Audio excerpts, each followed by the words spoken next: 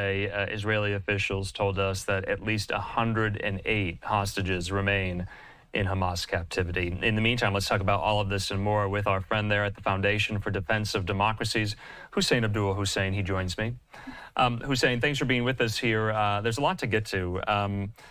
Before we get into some of the raids that are happening in the West Bank by Israeli forces, we brought our viewers the news, the good news, that this Muslim Bedouin Israeli who had been held hostage by Hamas since October 7th was rescued in a daring raid yesterday. And then we get the news today that a fallen IDF soldier whose body has been repatriated back to Israel was recovered as well. What's going on with the hostage question here? What is Israel doing? Do they have renewed intelligence? Do they feel optimistic that they have been pulling these operations off? Can we expect more of them, Hussain?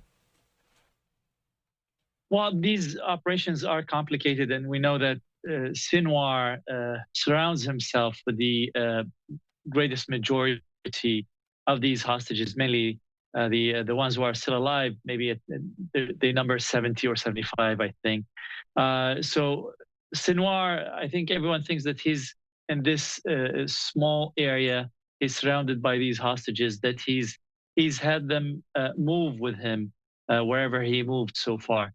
The ones who were left behind were either left behind by chance because Hamas didn't have enough time to take them away with them, or because they were already dead, which we've seen yesterday and today. Of course, it's amazing news to have seen this Bedouin Arab Israeli saved, and the story of saving him just undermines all the accusations that Israel, is a racist state, that Israel only cares about the Jews, that Israel deployed its military, put them in harm's way to rescue an Arab Israeli, tells us the whole story that we need to know about Israel. And of course, today, just getting back the body of a fallen soldier adds to the idea that Israel doesn't really give up on its own citizens. Yeah, of course, Israel, a multi-ethnic, multiracial democracy there in the Middle East, of course. Hussain, let's talk, though, about this other theater in the conflict here. And maybe we shouldn't go so far as to call it a theater of the Israel-Hamas war.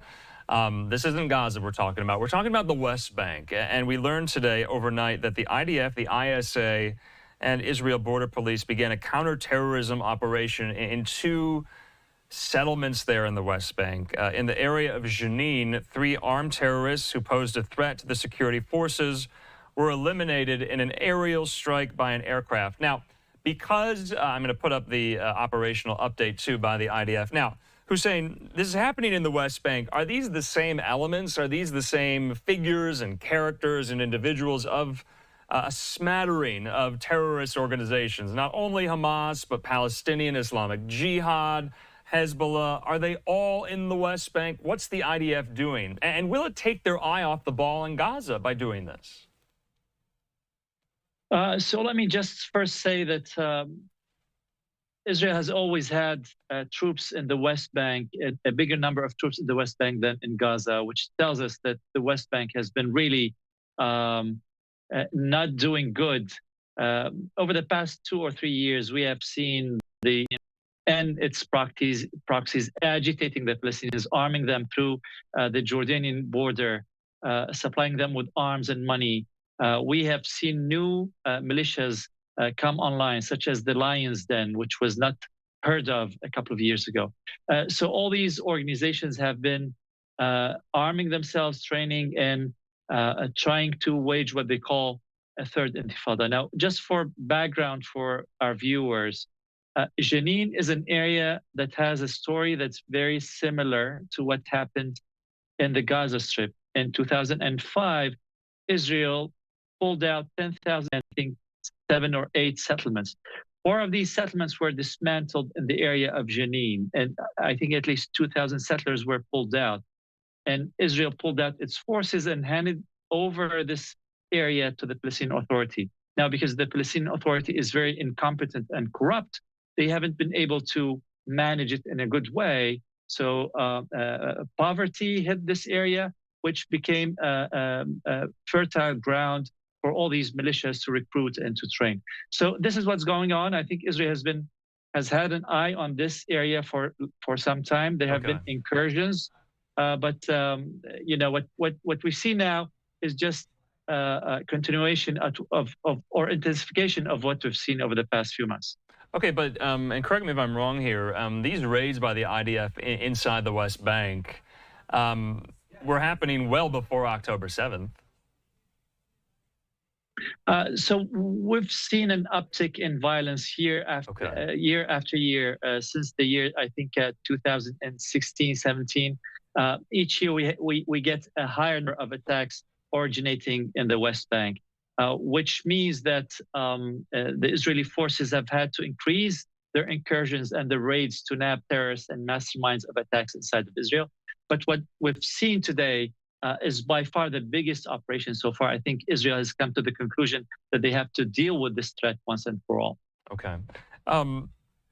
What is the threat, though, that is posed to Israel inside the West Bank? Are these raids purely preemptive? Do the Israelis have intelligence that wherever they do the raiding to root out these terrorist elements, are they going to stage and strike attacks inside of Israel?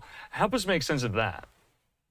So two things. They've been attacking inside Israel for the past 3 or 4 years, and attacks include knifing, ramming cars into Israeli civilians, random shooting, at times killing Israeli kids. So these attacks have been going on for some time. Now, what I think is happening now is that we've heard the leader of Hamas, Khalid Mishal, call on the Palestinians to start suicide operations. Now, this tells me that because Hamas has been broken as a military command, they're trying to come up with new tools of violence. And here comes the suicide bombing. Israel's trying to go in and break these rings before they form. Okay. Rashida Tlaib, the Democratic Congresswoman from Michigan, tweeted this: the Israeli government has launched the largest invasion of the West Bank in decades with vehicles and ground forces. She says the goal has always been the ethnic cleansing is of Palestinian descent here. Hussain, I just want to clarify, what is Israel's relationship with the West Bank? Yes, it is governed in authority. It is self-autonomous here. But when you hear the likes of Tlaib say Israel occupies the West Bank, I know this is a very complicated question. Is that necessarily accurate and true? Does Israel occupy the West Bank? Well, technically, it does not. Israel respects all the agreements that it has signed with the Palestinian Authority, and the West Bank is divided into 3 zones: Area A, Area B, and Area C. And Jewish Israelis do not go into Area A. The tension that you see is mainly under the control of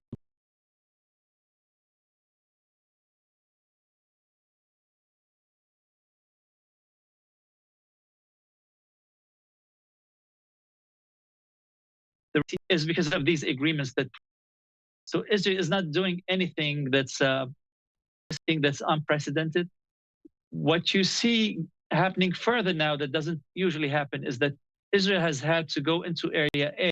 They have to go in as an incursion, get masterminds of attacks on Israel, and come back. So whatever Congress, she has a different dictionary and a different definition to all these terms. Okay. Hussain Abdul-Hussain, we'll leave it at that. Can't thank you enough for your insight into this very, of course, restive region of the world. We'll talk soon.